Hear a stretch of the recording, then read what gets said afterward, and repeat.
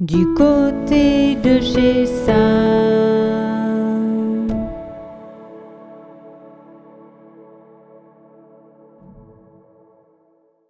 Bienvenue du côté de chez Sam. Connaissez-vous bien le monde de l'édition ? Paul Fournel nous dit tout dans La Liseuse.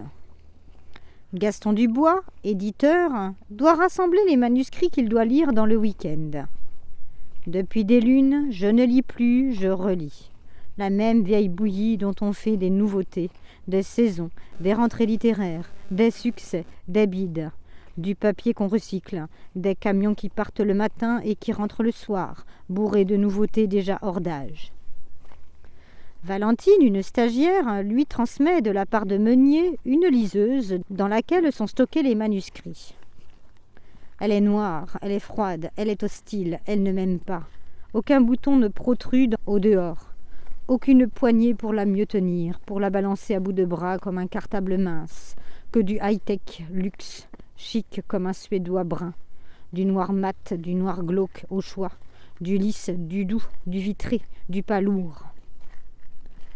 À la campagne, il utilise sa liseuse. Il s'attaque d'abord au plus gros manuscrit, en lit les 20 premières pages.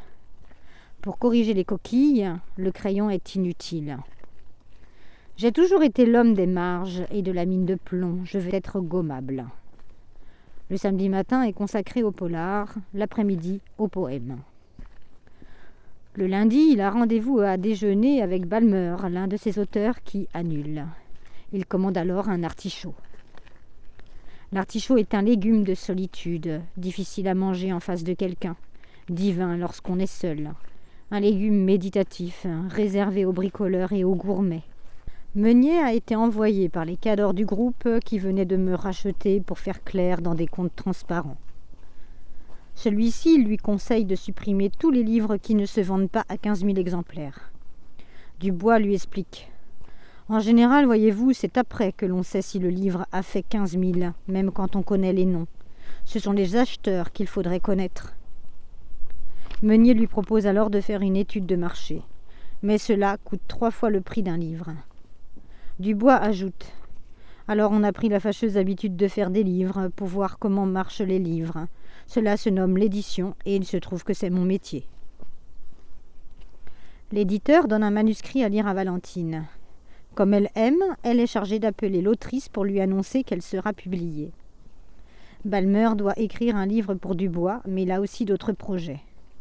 Pendant que vous vous crevez la tête et le portefeuille à trouver le moyen de vendre vos vieux romans en ligne sans fâcher les libraires que vous finirez par tuer de toute façon, nous, on bricole de nouveaux trucs qui se glissent tout seuls dans les petites machines.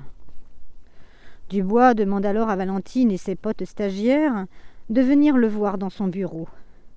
Dubois, en association avec Valentine, Grégor, Mom et Kevin, crée une petite entreprise, notre petite entreprise, et nous allons nous mettre au travail.